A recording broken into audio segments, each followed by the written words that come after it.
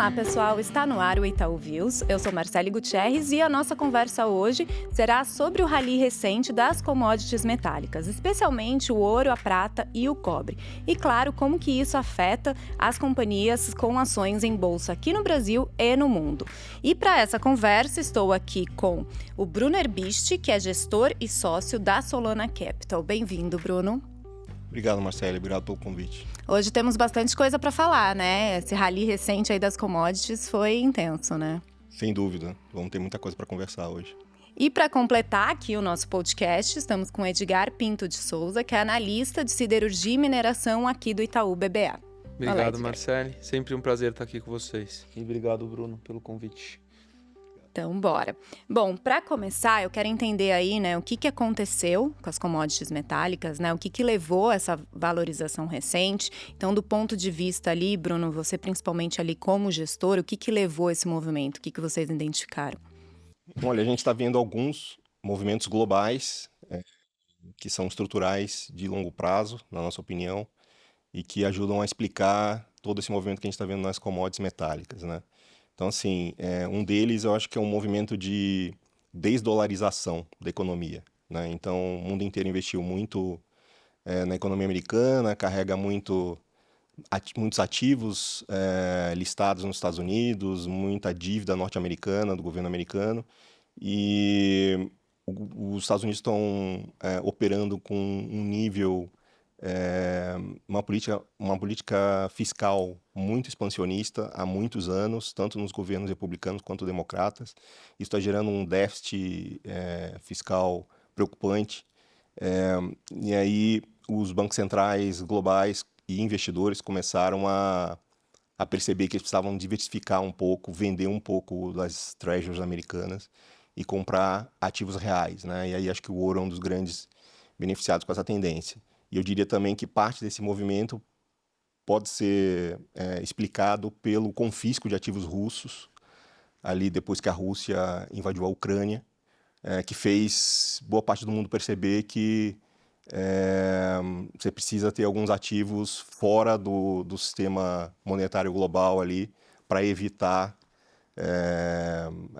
esse risco, né, de repente você perde tudo porque o governo do seu país entrou em guerra com os Estados Unidos ou algo do gênero, né? Então, isso aí também levou uma corrida para a compra de ouro por parte de investidores e acelerou, acho que, esse processo nos bancos centrais. Acho que esse é um dos principais fatores que explica esse movimento no ouro. Agora, nas demais commodities metálicas, acho que aí tem uma série de outros fatores que estão acontecendo muito interessantes, como eletrificação, né, que acho que é um tema que puxa muito cobre e outras commodities metálicas, né, um movimento que começou com a transição energética e que agora vai ter uma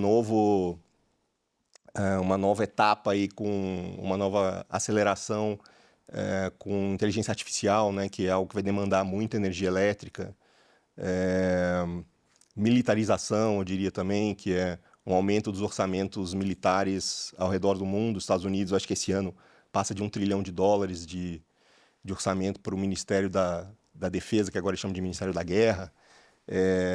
A Europa, que pretende gastar até 5% do PIB a partir de 2035 na área militar, e aí esse investimento tem um pedaço pequeno que acho que é salário para soldado, etc., mas é um pedaço muito grande que é CAPEX, que é investimento, né? E aí você vai fabricar avião, fabricar submarino, fabricar míssil, e tudo isso é muito intensivo em metais, né? Então, isso aí acho que é uma tendência muito, muito importante que está puxando o preço de commodities também.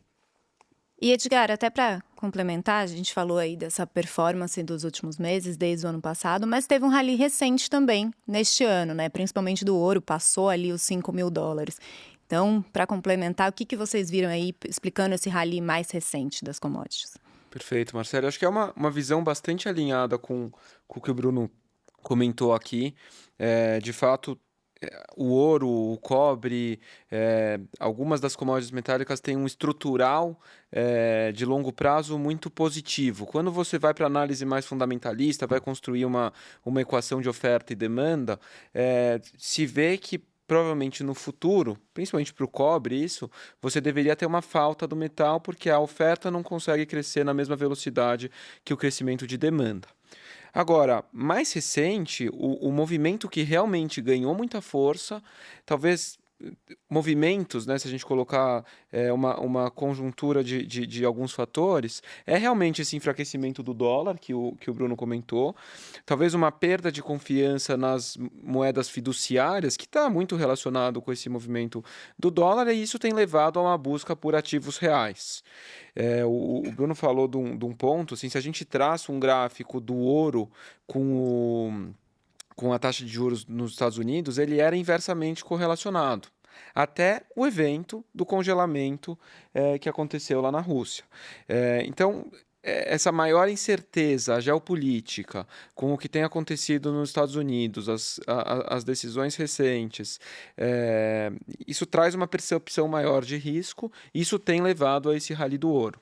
Então, o grande call aqui desse ano, e acho que os investidores estrangeiros estão bastante de olho nisso, é essa história do debasement, uma busca por ativos reais, talvez diversificando um pouco das moedas, como mesmo o Bruno havia comentado. E isso explica a desvalorização do dólar global também, né? A saída do dólar e indo para o ouro, para esses ativos reais, né? Como vocês disseram. E Bruno, ali na Solana, né, na gestora, como que vocês estavam posicionados desde o ano passado em commodities e também neste ano aí com o rally recente? Olha, a gente tá com uma visão bastante otimista aí. Eu até brincava com algumas pessoas que eu queria estar posicionado em toda a tabela periódica, sabe?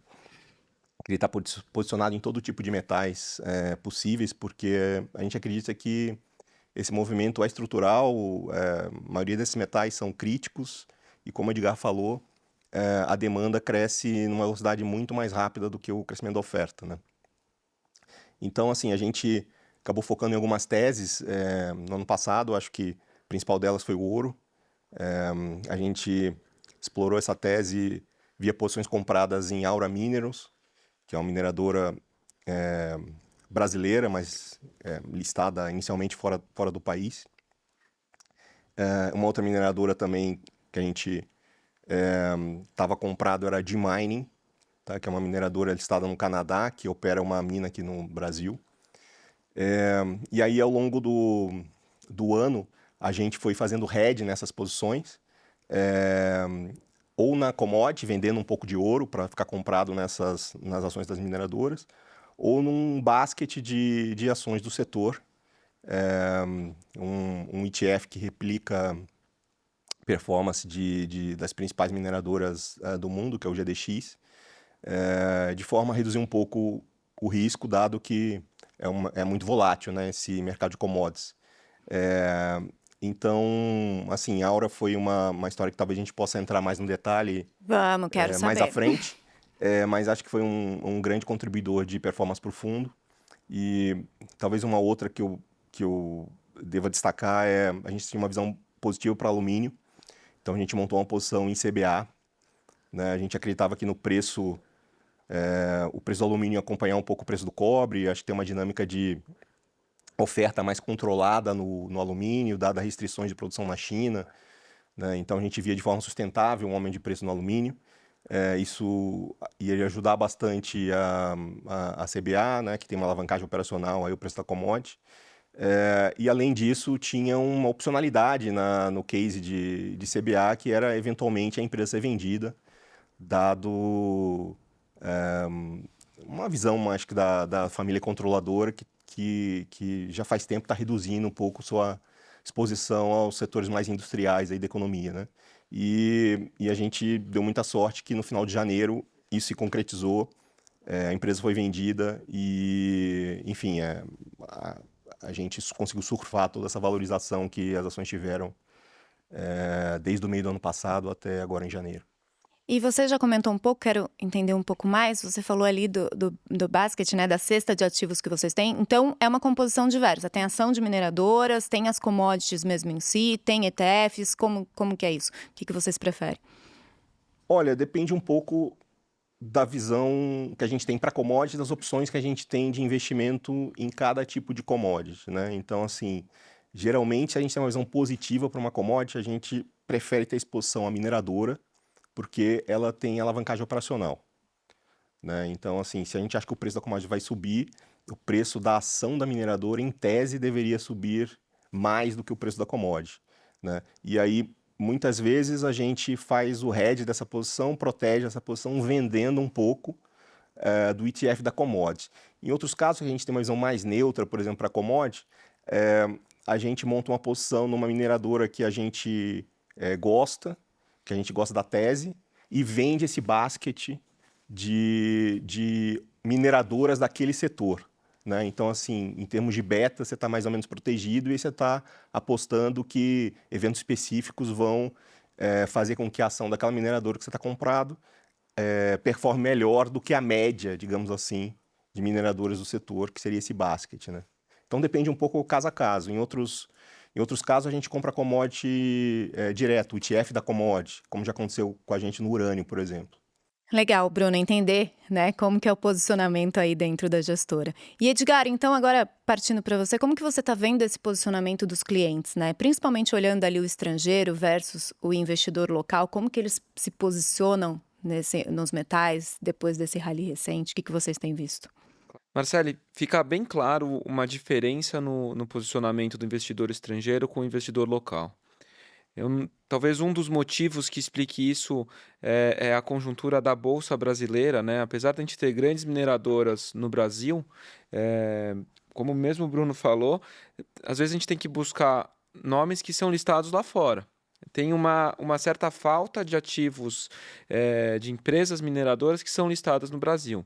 Então, ou o investidor local precisa montar um posicionamento via bolsas fora do Brasil, fora da Ibovespa, ou a gente acaba percebendo realmente um investidor estrangeiro que ele fica mais em cima desses cases de metais. Então, diria que talvez a Solana e algumas outras assets são destaque nesse posicionamento mais forte em commodities metálicas, em ouro e em outras teses, quando a gente compara com nesse universo de empresas e de assets que a gente está sempre aqui fazendo esse meio do caminho.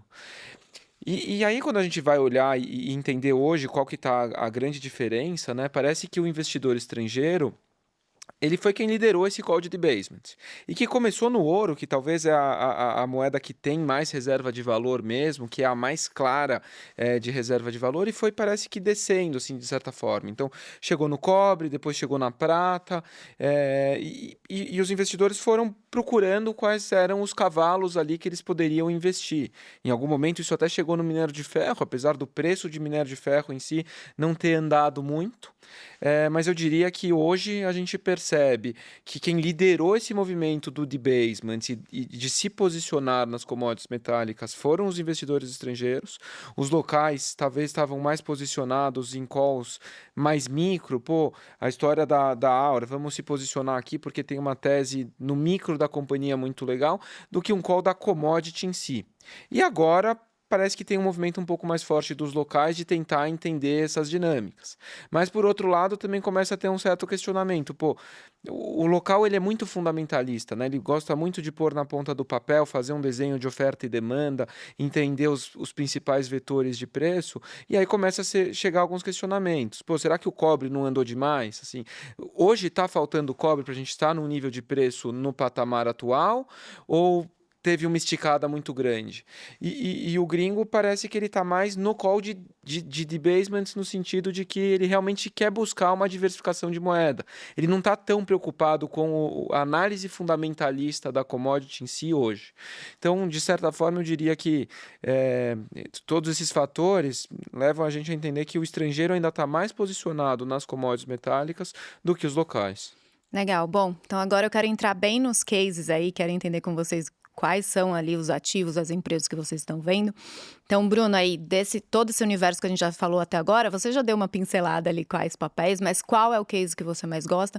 E vocês veem algum case que está fora ali do investidor local, do estrangeiro? O que vocês estão vendo? Uhum. Olha, hoje nossa maior posição no fundo em commodities metálicas ainda é Aura, tá? A gente acha que apesar de toda a alta expressiva do papel aí no último ano, nos últimos meses, a ação da empresa ainda está barata e que ela combina, ela oferece uma tese diferenciada no setor de ouro para o investidor, que ela tem crescimento ao mesmo tempo em que ela consegue gerar caixa e consegue pagar dividendos relevantes para os investidores, né? Essa combinação é muito rara, tá, no setor. Geralmente a empresa que está crescendo, ela está usando o caixa que ela está gerando nas operações para fazer investimentos, então não sobra nada para devolver para os investidores, mas nesse caso, esse caso é diferente. Então a gente acha que isso tem um apelo muito grande e continua posicionado em Aura. Das teses fora do radar dos investidores locais, acho que dá para mencionar, por exemplo, a tese de PGMs, né, que são os metais relacionados à platina, né? Platina, paládio, ródio. E está fora, acho que, do radar porque a gente não tem um veículo de investimento aqui no Brasil, né, listado aqui. Mas é uma tese interessante porque a produção é concentrada em algumas empresas russas e sul-africanas, e com o advento dos veículos elétricos, a gente projetava lá atrás, né, o mercado projetava lá atrás, que o ritmo de adoção dos veículos elétricos ia ser muito mais rápido do que está efetivamente sendo, né? E não levava em conta que, de repente, num período de transição entre o veículo a combustão e o veículo elétrico, você teria o veículo híbrido, né? E por que eu mencionei os veículos? Porque o principal uso de platina e paládio é catalisador de veículo a combustão, né? Então, lá atrás projetava, os veículos elétricos vão dominar o mundo. A Europa tinha até dado um deadline que a partir daquela data não ia mais vender veículo a combustão. Então, você não ia mais ter demanda por esses metais, porque você não ia ter mais demanda para construir catalisadores, né? Para fabricar catalisadores. Então, só que a realidade é outra, né? A adoção de veículos elétricos está um pouco mais lenta do que todo mundo imaginava. Os híbridos vão ocupar um espaço mais relevante e o híbrido consome mais platina e paládio do que os veículos a combustão, né? Então, criou-se um cenário de déficit no mercado, né? Porque com aquela visão anterior original, o pessoal parou de investir e o preço caiu e até fechou capacidades, né? Então, hoje a gente está vivendo o segundo ou terceiro ano de déficit no setor de PGMs. A oferta está menor que a demanda, né? Então os preços subiram bem ano passado, por volta de 150%. E o preço das ações listadas, investíveis, né, subiram ali perto de 300% no passado. Então, uma história interessante que acho que está um pouco fora do radar do pessoal. Legal. E Edgar, ali no ponto de vista de análise, o que vocês veem, né, que tem mais potencial aí, mais catalisador? A gente já vai falar da Aura, né, porque a gente precisa detalhar ela, mas de ponto de vista geral ali, o que vocês veem? Do ponto de vista geral, a gente também sofre um pouco com essa questão de ter poucas empresas listadas aqui no Brasil e a nossa cobertura acaba ficando um pouco mais limitado. Dentro aqui das empresas listadas no Brasil, a Aura é de fato a que mais se beneficia dessa alta do ouro. A Vale também se beneficia porque, querendo ou não, tem uma parte que é menos significativa, talvez seria 20% do resultado da Vale no ano passado, que é a parte de exposição aos metais básicos, então níquel, cobre e ouro como um subproduto, né? Ela não tem uma operação de ouro, mas nas operações dela de cobre ela acaba produzindo um pouquinho de ouro ali, isso acaba ajudando o EBITDA, e nessa parte a Vale também se beneficia. O minério de ferro teve poucas mudanças, assim, ele não andou tanto que nem as outras commodities. Então, na verdade, a Vale se beneficia só de uma parcela do resultado dela. Mas diria que no espectro aqui das companhias que a gente cobre no Brasil, os cases principais são esses. Aí a gente tem uma cobertura Latam também, que aí sim tem algumas mineradoras de cobre. A Southern Copper e a sua holding, o Grupo México, tem se beneficiado bastante nesse momento. E por outro lado, sei que não é o ponto principal aqui desse podcast, mas quem tem se prejudicado muito são as empresas de celulose, porque esse movimento de $1 mais fraco e R$ 1 mais forte acaba impactando um pouco os resultados das empresas de celulose, que também estão sofrendo com um momento assim de oferta e demanda um pouco pior. Talvez o estrutural da história aqui versus o que era no passado. Você tem sempre uma demanda crescente, com a China entrando nesse mercado de celulose, trazendo mais produção. Isso tem afetado um pouquinho o qual fundamentalista aqui da commodity. Então, hoje o que tem ficado para trás, e talvez justificável que ficou para trás, muitas vezes a turma pergunta, mas será que não vai chegar na celulose uma hora? Acho que a celulose não é percebida como uma reserva de valor, um ativo escasso, como são as commodities metálicas, e de fato o estrutural ficou um pouco pior, enquanto para as outras ficou melhor, para o ouro, para o cobre, para o minério, talvez um pouco mais marginal para o minério, mas eu acho que é essa a composição. Talvez a gente continue vendo um movimento das metálicas se beneficiando de um ciclo de alta e as empresas de papel e celulose talvez um pouco mais de lado. Legal. Então vamos falar da Aura? Vamos. Né, vocês reforçaram ali a recomendação de compra durante todo o ano passado. No time de estratégia pessoa física, a Aura está presente e eu puxei aqui os dados, né? Ela sobe só neste ano mais de 20% e em um ano mais de 340%. Então como que vocês estão vendo a Aura hoje? Ainda tem espaço? Porque, né, quando a gente vê uma ação que subiu mais de 300%, a gente acha que já foi tudo, né? Como que tá a cabeça para ela? Vamos lá, Marcelo. A Aura é um case bem interessante, assim. Eu acho que, inclusive, é um case que a gente tem bastante carinho, porque a Aura ela já era uma empresa listada na Bolsa do Canadá há muitos anos, e há 5 anos atrás eles fizeram uma listagem aqui no Brasil. Nessa listagem no Brasil a gente coordenou a oferta, o Itaú coordenou a oferta. Ela ficou muito tempo sendo coberta praticamente por a gente e por mais um banco e meio esquecida aí no universo dos investidores. Então ela ficou 2 anos, 3 anos ali pós essa listagem no Brasil, meio esquecida e sempre teve uma história muito clara. A Aura era uma história muito alinhada com o que o Bruno falou aqui, mas era uma história de crescimento, com retorno ao acionista, e que estava com um valuation muito atrativo. Ela estava descontada versus o que ela deveria negociar de múltiplo justo, com um controlador com muito conhecimento desse mercado de ouro e que poderia trazer novas iniciativas de crescimento, de projetos e assim por diante, e com um time, com um management muito focado em diligência na alocação de capital e eficiência de custo. E aí, quando, assim, passado esses anos que a Aura ficou um pouco esquecida, quando o ouro começou a entrar à tona, a Aura também começou a voltar à tona. Ainda muito focada no universo de investidor brasileiro, com um problema grande que era a liquidez. E eles queriam endereçar essa questão da liquidez e no ano passado eles conseguiram endereçar porque eles fizeram uma listagem na Nasdaq. Eles deslistaram do Canadá, fizeram a listagem na Nasdaq e hoje a gente tem a BDR aqui no Brasil, que é indexada à Nasdaq. Aura 33, né? Aura 33. E lá nos Estados Unidos é AUGO, AUGO. E isso trouxe muita liquidez para o papel e voltou a trazer visibilidade. Então, nesses últimos meses, talvez no último ano, teve uma entrega muito forte de crescimento. Teve, de fato, uma geração de resultado muito boa e teve uma melhora de visibilidade. Então, ela não estava no screening dos investidores estrangeiros. Agora ela está começando a ficar. Olhando para frente, assim, a gente acha que a tese estrutural de Aura ainda é muito boa.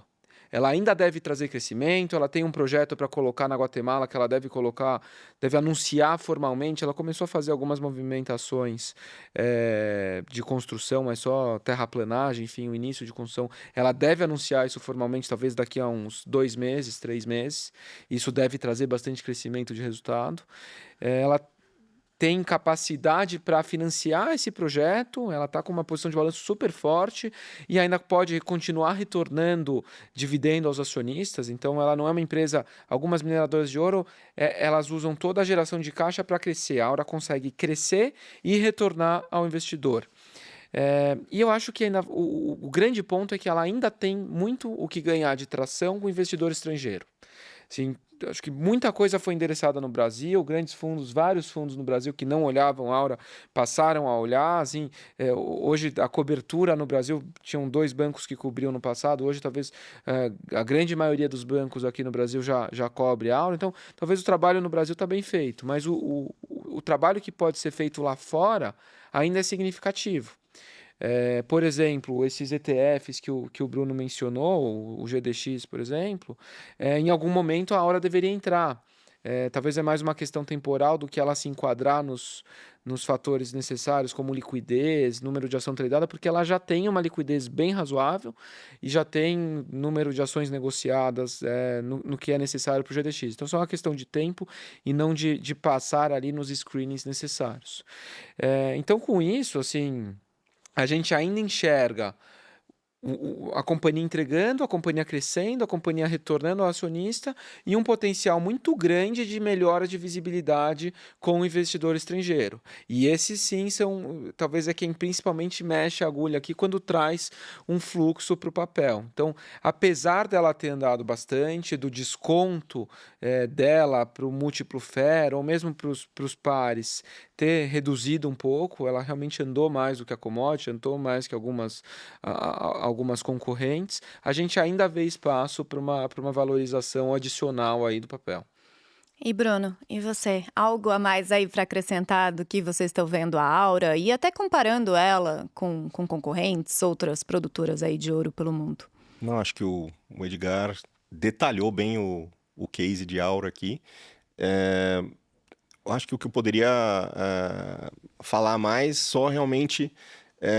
talvez numa comparação com outras empresas listadas, é esse destaque realmente dessa combinação que a gente estava mencionando antes, de conseguir entregar crescimento gerando caixa e pagando dividendos, né? Isso aí é raro de achar no setor.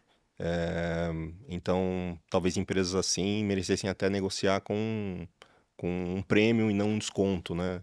Que é pro valor dos ativos, né? Que é onde ela ainda negocia, né? Com desconto. E é o que o Edgar falou, a empresa muito bem gerida. Nos primeiros anos após o IPO não teve muita atenção do mercado. Em parte também, assim, acho que em parte porque o ouro não estava muito na moda na época, né? Não ia estava meio de lado ali atrás. Mas também acho que a empresa decepcionou um pouco o mercado no início, né, em termos de ter prometido algumas coisas que não conseguiu entregar. Acho que ao longo do tempo isso se ajustou e agora eles estão conseguindo atender bem as expectativas do mercado, que estão muito mais alinhadas ali com o plano de negócios deles e esse projeto. Então, assim, esse ano a gente enxerga um crescimento ainda relevante de produção, porque ela está rampando um projeto que ela começou no ano passado, né, o projeto de Borborema. Então, esse ano a gente vai ter um ano mais de produção cheia. Ela comprou um ativo também no final do ano passado, que deve acrescentar produção esse ano. Isso sem mencionar o preço do ouro, né, que há grandes chances de ser maior esse ano do que foi no ano passado, né? Não dá para afirmar nada, porque commodity é muito volátil, mas acho que a expectativa de todo mundo é essa. E tem esse projeto novo que o Edgar falou que deveria ser anunciado em breve e entrar em produção em 2028. E vai ser uma nova pernada de crescimento para a empresa que vai mudar de patamar, né? Legal. Vamos falar de Vale, então, que também puxei os números dela aqui. A Vale subiu 85% em um ano e mais de 20% em 2026. E nesta semana saiu um relatório ali do time do Edgar, elevando o preço-alvo de R$ 75 para R$ 100 reais, com manutenção de compra. Então, queria entender um pouco mais, Edgar, do teu ponto de vista ali de análise sobre Vale e depois, Bruno, como que vocês estão vendo aí a ação. Perfeito. E lembrando que ela solta balanço dia 12 de fevereiro, então também se puder dar uma pincelada ali no que a gente pode esperar do resultado. Claro. Vamos lá, Marcele. Realmente a Vale é uma história que ela chama atenção, assim. E por que ela chama atenção? Porque a performance dela, talvez no último ano e meio, foi melhor do que os concorrentes. Eu separaria esse movimento talvez em três. Talvez a primeira pernada da Vale foi muito relacionada à tese micro da companhia. Depois da mudança de gestão que a gente viu acontecendo com a sucessão natural na Vale, teve mudança em várias frentes estratégicas. Então, teve mudanças na política comercial da companhia, teve redução significativa das projeções de investimento, de CAPEX, então, consequentemente, potencial espaço para maior retorno para os acionistas. A companhia reduziu o SG&A, tem feito algumas iniciativas para voltar a ter mais eficiência, e acho que o mercado começou a atribuir na Vale um potencial de melhora de resultado vindo de toda essa história, essa tese micro da companhia, né? O Bruno até comentou que a Aura, logo depois do IPO, em alguns momentos ela não entregou alguns guidances. A Vale também ficou durante um longo período não entregando guidances de produção, guidances de custo. E nos últimos 2, 3 anos, isso vale também para a Aura, a gente viu as companhias muito mais diligentes e entregando o que prometiam.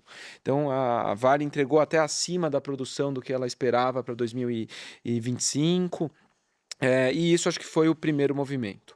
O segundo movimento talvez foi muito puxado por esse call de debasement, que a gente já comentou, um dólar mais fraco, vamos buscar ativos reais, que dá para discutir o quanto o minério realmente é um ativo real, mas de qualquer forma a Vale se beneficiou desse movimento por conta da exposição para cobre, para níquel, que também subiram bastante de preço. E talvez o último movimento, e esse talvez até mais presente esse ano, a gente viu um fluxo estrangeiro entrando na Bolsa Brasileira muito forte. Mais de 25 bilhões só esse ano, né? Pois é, e como a Vale ainda tem uma representatividade muito grande no Ibovespa, quando o estrangeiro entra aqui na Bolsa Brasileira, a Vale acaba se beneficiando desse fluxo. Então, tudo isso colocado, a gente tem uma conjuntura, talvez, dos 3 fatores que têm favorecido muito o momento de curto prazo da Vale. A gente atualizou o modelo, né? Assim, acho que os grandes...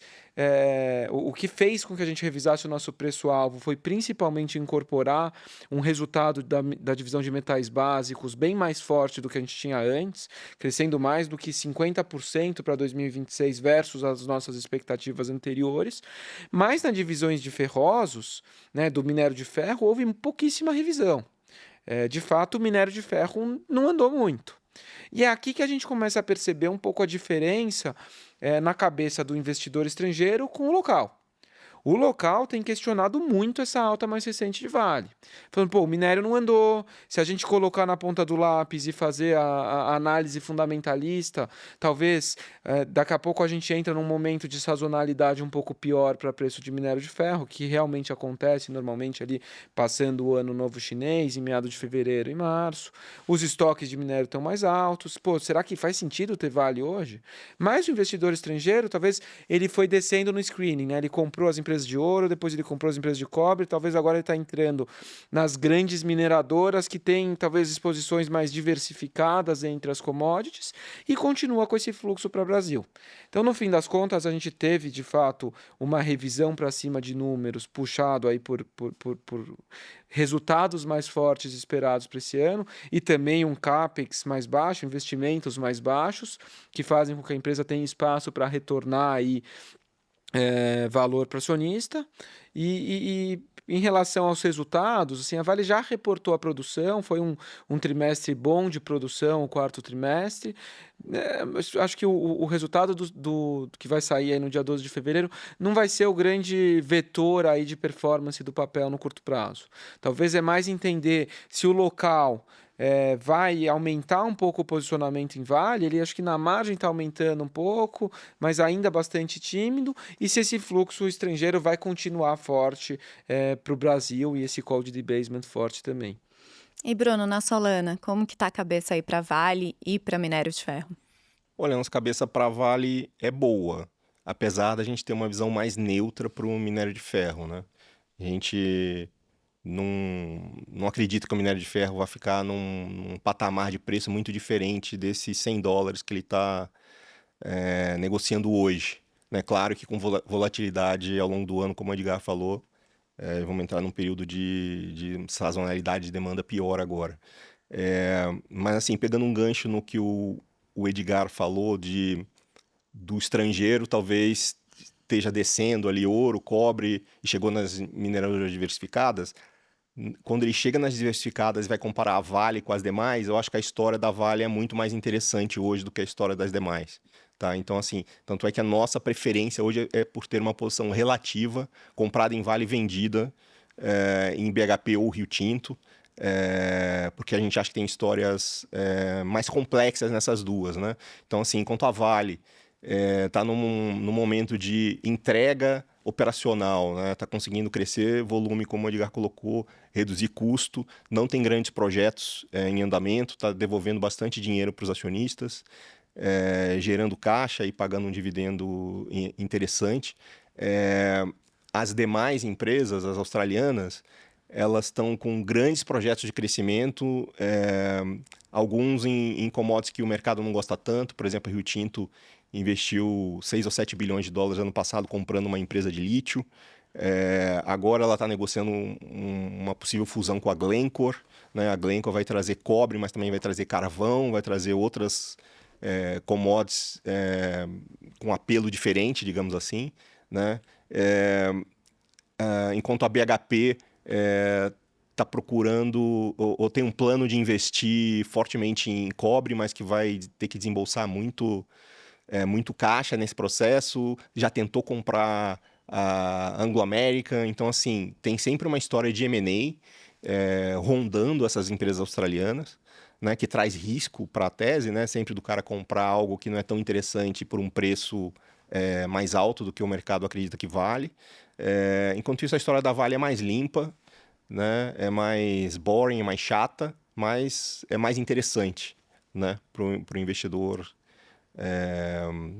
global, né? E aí, só para complementar, olhando os números, né, a gente enxerga nos próximos anos a Vale gerando mais caixa do que as australianas, porque ela não está gastando tanto em projetos de crescimento e pagando mais dividendos que as australianas. Então, acho que fica uma tese bem interessante. E aí, só para talvez complementar aqui, um outro ponto que o Edgar mencionou dos metais básicos, né? A Vale tem mais ou menos 20% do resultado da Vale vem dessa unidade de negócio, que é uma unidade de negócios que em cobre acho que tem bastante potencial. A Vale quer mais do que dobrar a produção de cobre nos próximos anos, mas ela está meio perdida, mal avaliada pelos investidores dentro da Vale de forma consolidada hoje, né? Todo mundo pensa em Vale, só pensa em minério de ferro, ninguém pensa em cobre, né? Então, assim, acho que tem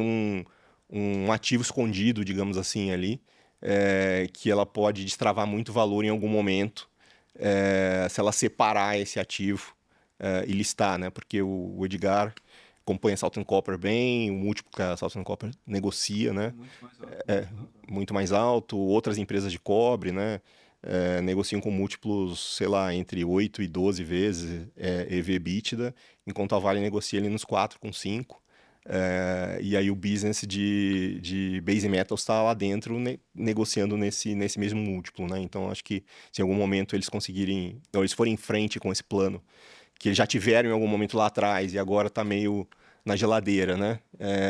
De separar o ativo e transformar numa empresa standalone, né? Eu acho que eles vão ganhar esse prêmio de valuation aí, isso aí com certeza vai se refletir no preço das ações da Vale também. E tem um ponto interessante que a Vale está chegando próxima do final do ciclo de investimento mais forte ali na parte de ferrosos. Ela ainda tem alguns compromissos para pagar por conta de Brumadinho, enfim, e dos acordos de reparação que foram feitos, mas talvez a partir de 2027 seria um momento em que a Vale teria até mais caixa disponível, sem reduzir o retorno ao acionista, tá? Sem reduzir o pagamento de dividendo, mas teria um pouco mais espaço dentro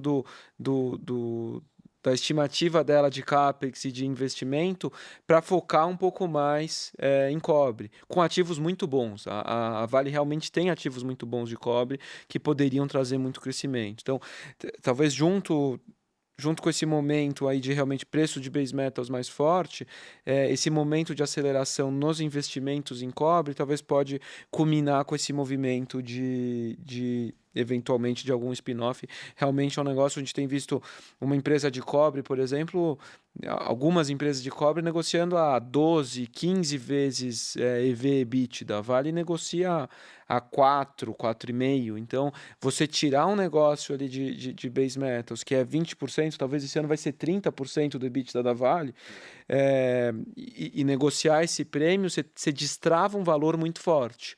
E realmente é algo que poderia trazer muito valor para o acionista que está comprado nessa tese, talvez mais no longo prazo. A gente não acha que vai ser algo que vai acontecer esse ano ou no curtíssimo prazo, mas é algo que a Vale vai ser cada vez mais vocal, até para poder financiar esse crescimento e assim por diante.